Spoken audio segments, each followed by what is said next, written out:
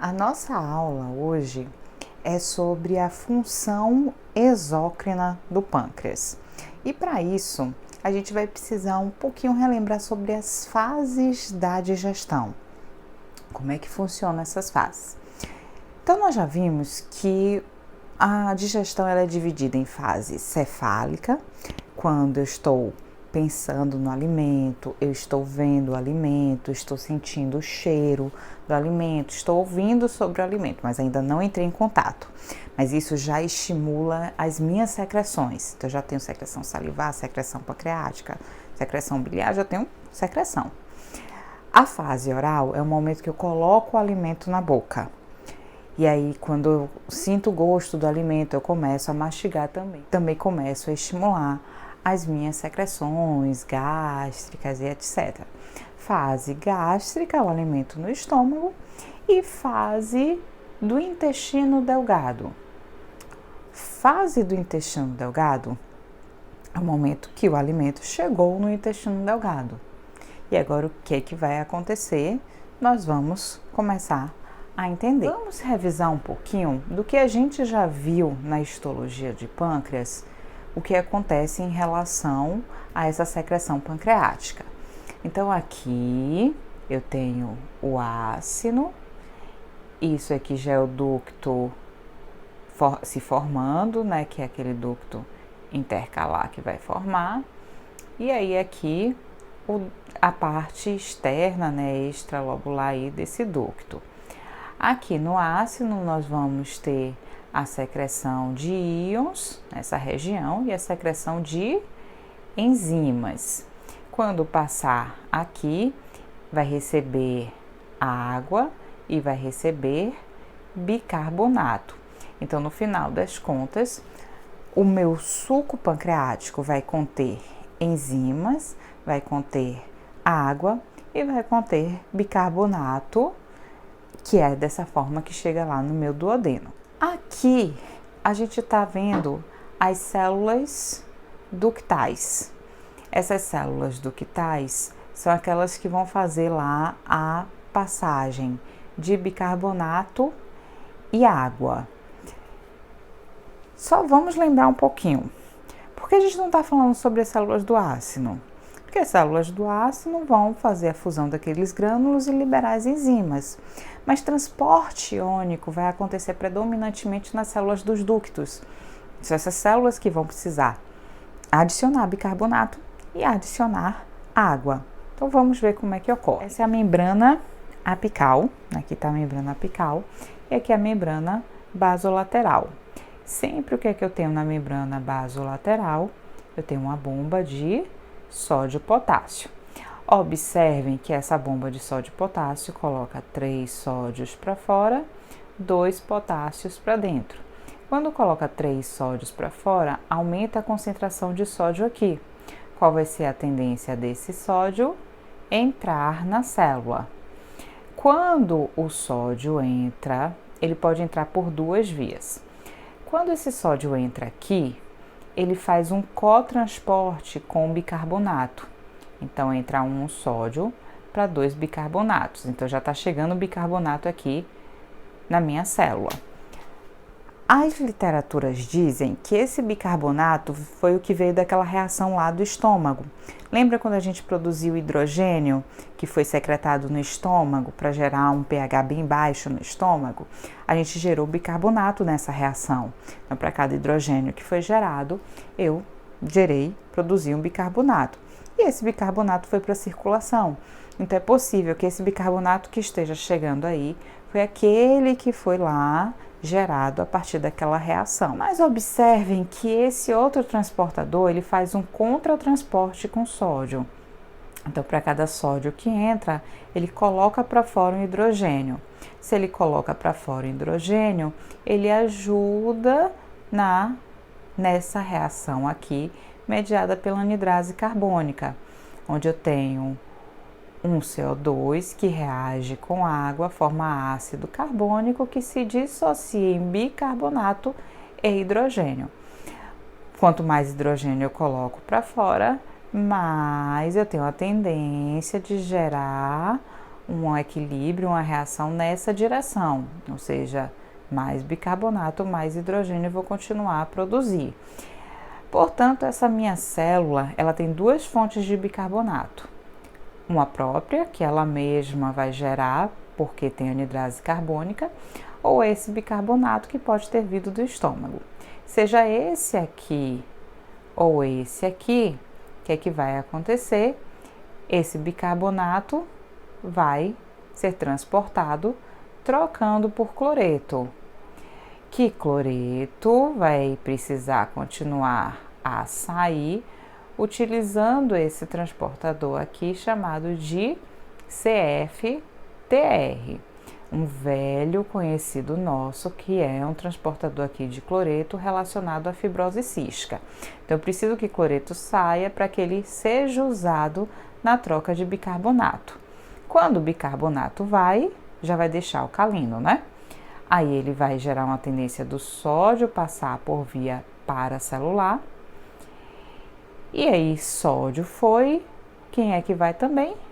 Água. Então tem o bicarbonato, tem o sódio, tem o água. Assim, esse meu suco pancreático vai ficar alcalino e fluido, vai receber bicarbonato e água. O que a secretina vai fazer aqui? A secretina aumenta o AMP cíclico, que aumenta a condutância do CFTR. Então, quanto mais permeável o CFTR está ao cloreto, mais cloreto sai, portanto, mais ele volta para fora bicarbonato, portanto, mais sódio e água vai. Assim, fica mais alcalino e mais fluido. Então, é muito importante. Pessoas que têm fibrose cística podem ter problemas nesse CFTR? Com certeza, certo? E muitas vezes a gente pode encontrar. As pessoas com fibrose cística, elas podem ter problemas em CFTR em qualquer parte do organismo, qualquer parte que tiver esse CFTR. Sistema respiratório, que tem o CFTR. A gente viu que nos ductos biliares nós temos o CFTR e nós também temos aqui CFTR. Então, o que aconteceria? Se a pessoa tem problema nesse CFTR, o cloreto não vai sair bicarbonato, não vai sair água. Não vai água, o meu suco pancreático vai ficar mais viscoso. Se ele ficar mais viscoso, ele pode ficar retido aqui nos ductos e não conseguir chegar no duodeno. Aí eu tenho vários problemas quanto a isso, né? Se ele não chega no duodeno, não chega as enzimas, eu não faço a digestão. O problema é que as enzimas ficam aqui retidas também. Elas foram liberadas e vão ficar aí retidas. E quanto mais tempo essas enzimas ficam aí, mais pode acontecer a ativação do tripsinogênio em tripsina, que a tripsina ativa as outras enzimas e isso pode iniciar aí uma digestão do pâncreas, gerando uma condição que é a pancreatite aguda. Então, o indivíduo pode acabar apresentando essa pancreatite aí por conta dessa retenção. É muito parecido o que acontece com a presença de cálculos, por exemplo, um cálculo biliar que migrou aqui. O cálculo biliar vai obstruir um ducto, o suco pancreático então fica retido. E aí, ao ficar retido, as enzimas vão ser ativadas e vai digerir o pâncreas. Só que o mecanismo é diferente. Né? Nos dois casos eu vou ter uma digestão do pâncreas, mas por mecanismos diferentes. Um foi porque o suco pancreático ficou viscoso. Ele ficou viscoso e ficou ali retido naquele ducto e não conseguiu passar. O outro foi porque alguma coisa estava obstruindo a passagem. Nos dois, ativação da enzima, digestão aí desse pâncreas. Aqui nós conseguimos ver as enzimas que são produzidas lá pelas células acinares, que eu já comentei com vocês na aula de histologia.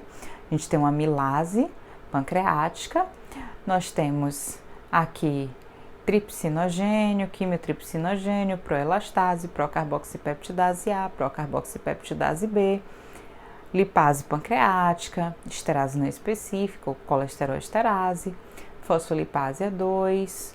Isso aqui a gente não estuda muito na fisiologia, mas nós temos lá a ribonuclease e tal. E aqui nós temos outros componentes que são os inibidores da tripsina, peptídeo monitor e a procolipase. Para falar sobre essa parte aqui, eu vou preferir começar com um desenho. E aí depois eu volto para a imagem para vocês. Bom, então vamos aqui desenhar o nosso sistema digestório. Vamos imaginar aqui que isso aqui é o nosso duodeno. Pensem aí que isso aqui é o duodeno. E aí, eu vou colocar aqui para vocês o pâncreas, certo? Aqui é o ducto do pâncreas. E aqui é o ácido. Desconsiderem a imagem feia.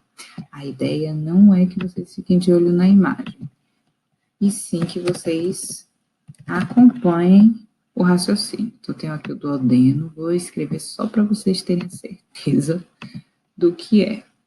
E aqui é o pâncreas.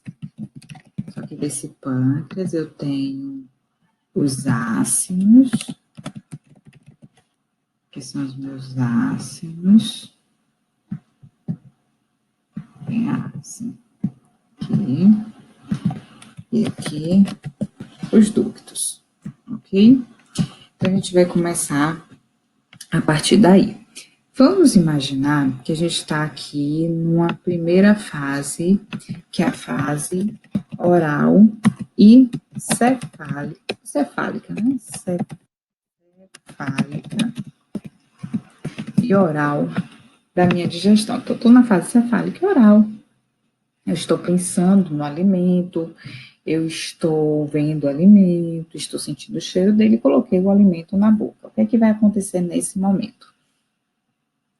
Nesse momento, eu vou ter aqui umas células no duodeno, chamado de células I, que liberam um hormônio chamado de CCK. Ele vai liberar um hormônio que é o CCK, a colecistocinina. Então, na fase cefálica e oral, o nervo vago vai até aqui o duodeno. Então, quando eu começo a pensar no alimento, a ver o alimento, a botar o alimento na boca, esse nervo vago vai até aqui o duodeno e lá no sistema nervoso entérico faz com que aconteça a liberação de acetilcolina.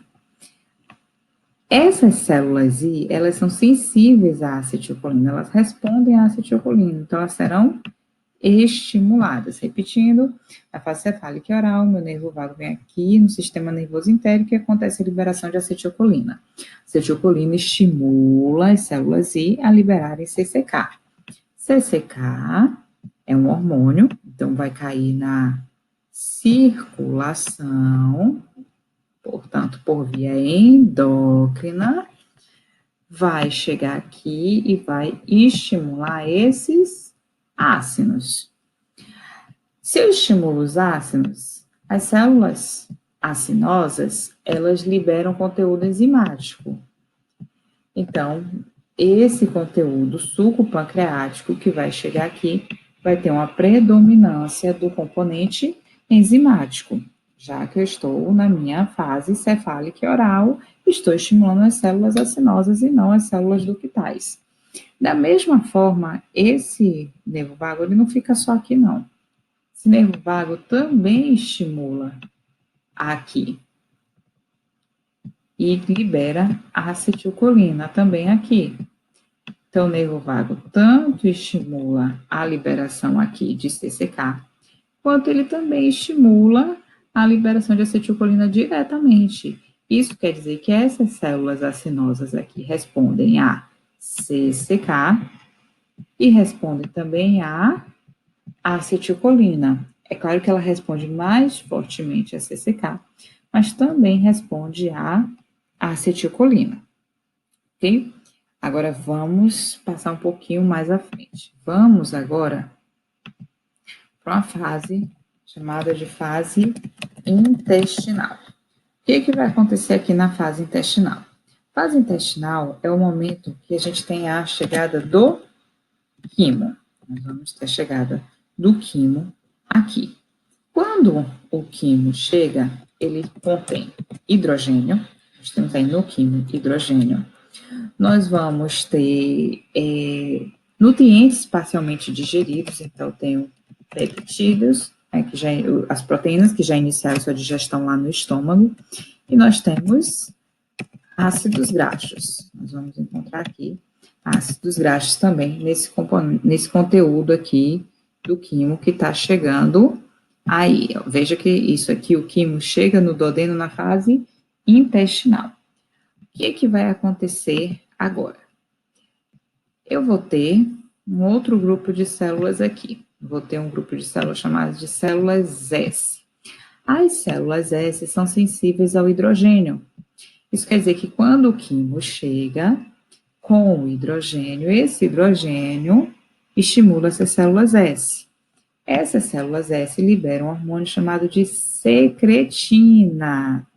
A secretina vai cair aqui na circulação e vai chegar aqui no ducto. Ao chegar no ducto, ela vai estimular a liberação de bicarbonato e estimular a liberação de água. Faz sentido. Primeiro, secretina foi estimulada pelo hidrogênio. Se ela foi estimulada pelo hidrogênio, significa que ela vai fazer algo que neutraliza esse hidrogênio, que é exatamente a chegada de bicarbonato, certo? Segundo, o que vocês não podem esquecer é que secretina só é liberada na fase intestinal, diferente de CCK, certo? Só aqui nessa fase intestinal. Aqui já dá para a gente ver que ocorre já o feedback negativo de secretina. Vamos repetir. Hidrogênio chegou. Na fase intestinal, o hidrogênio chegou com quimo. O hidrogênio estimula as células S. Essas células S liberam secretina. Secretina cai na circulação e estimula aqui a secreção de bicarbonato. Quando o bicarbonato chega aqui, o que é que o bicarbonato vai fazer? Neutralizar o hidrogênio. Aí eu paro de liberar secretina até que chegue o novo quimo, certo? Agora vamos olhar para o que é que vai acontecer com o CCK. Agora eu tenho aqui, ó, peptídeos e ácidos graxos. Os peptídeos e os ácidos graxos vão estimular aqui. Isso quer dizer que na fase cefálica e oral eu tenho acetilcolina estimulando. Mas na fase intestinal, além da acetilcolina, eu vou ter os peptídeos e os ácidos graxos. Estimula a liberação de mais CCK. Eu também tenho as células parácrinas aqui, que liberam um peptídeo chamado de peptídeo liberador de CCK. Essas células parácrinas estão aí próximas às células I. Então, essas células parácrinas vão responder também aos peptídeos e aos ácidos graxos, e aí elas vão estimular essas células I. E, portanto, mais CCK vai ser liberado. Vamos repetir aqui para ver se vocês estão acompanhando. Quem é que estimula as células I? Acetilcolina. Peptídeos e ácidos graxos. Mas esses peptídeos e ácidos graxos também estimulam a liberação do peptídeo liberador de CCK, que estimula. Então, no final das contas, não é ainda o final das contas, mas, de qualquer forma, até o momento, a gente já sabe que as células I respondem a acetilcolina, a peptídeos e ácidos graxos, que é o peptídeo liberador de CCK. Quanto mais desses fatores forem liberados ou estiverem presentes, mais CCK vai ser liberada, portanto, mais CCK vai chegar aqui. Só que falta um detalhe aqui. Esse suco pancreático aqui, esse componente enzimático do suco pancreático, tem um componente que a gente ainda não falou aqui. A gente só citou lá na aula de histologia do pâncreas, que é o peptídeo monitor. O peptídeo monitor é dos componentes desse suco pancreático, desse componente enzimático aqui do suco pancreático. Nós tínhamos visto que a gente tem amilase, proteases, nós temos lipases, nós temos 3 componentes, que é o inibidor de tripsina, temos a procolipase e temos esse peptídeo monitor. O que é que esse peptídeo monitor vai fazer? peptídeo monitor também estimula as células I. E, portanto, mais CCK está sendo liberado. Isso quer dizer que quanto mais CCK é liberado, mais CCK vai ser liberado, porque o peptídeo monitor está fazendo feedback positivo. Então, ele libera o CCK estimula essas células acinares, que libera o peptídeo monitor e chega aqui estimulando essas células I. Então, recapitulando aqui, eu tenho a acetilcolina que estimula as células I, eu tenho os peptídeos, os ácidos graxos que estimulam as células I, as células parácrinas também. Essas células liberam peptídeo liberador de CCK que estimula as células I. Então, muito CCK vai ser liberado, CCK aqui vai estimular as células acinosas, e quando esse componente enzimático chega aqui, ele tem o peptídeo monitor, que também vai estimular essas células I, ou seja, vai fazer um feedback positivo. Então, quanto mais CCK é liberado, mais CCK vai ser liberado, porque está chegando o peptídeo monitor. Aí vem a grande questão. Quando é, então, que CCK vai parar de ser liberado? Vamos limpar essa sujeira aqui, toda que eu explico para vocês. Então, aqui, células I vão liberar CCK.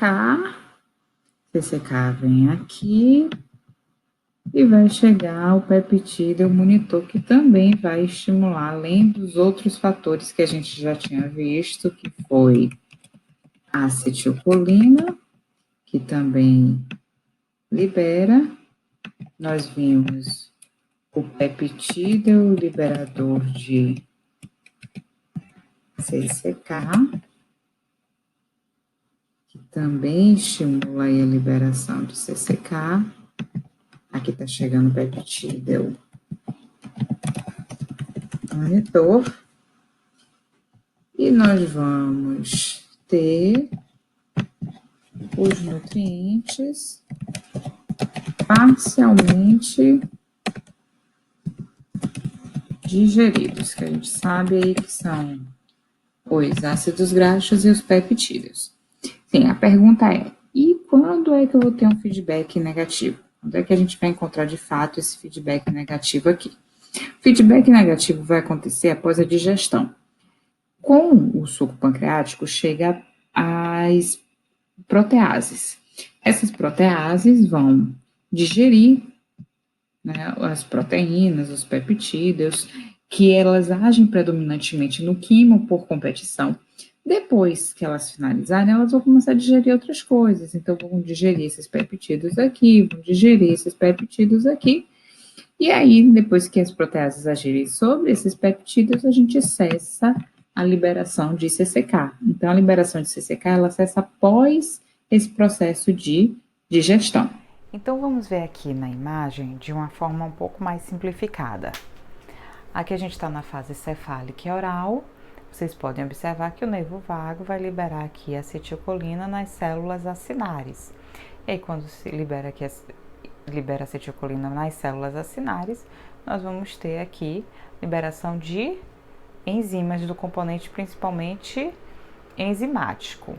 Existe aqui uma possibilidade ou uma hipótese de que pode liberar alguma substância que aí teria componente aquoso, mas isso não está muito bem claro e se tiver não é uma coisa que predomine muito. Aqui a gente tem a fase intestinal. Então na fase intestinal, veja que vai chegar hidrogênio, né? Hidrogênio vai estimular as células S a liberarem secretina, que vem aqui nos ductos. E vai chegar também peptídeos, lipídios, que vão estimular as células I. Essas células I vão liberar CCK, que vem aqui nos ácidos e estimula as células acinares. Então, na fase intestinal, a secretina estimulando os ductos e o CCK estimulando os ácidos, nós vamos ter tanto a chegada do componente enzimático quanto o componente aquoso que tem bicarbonato.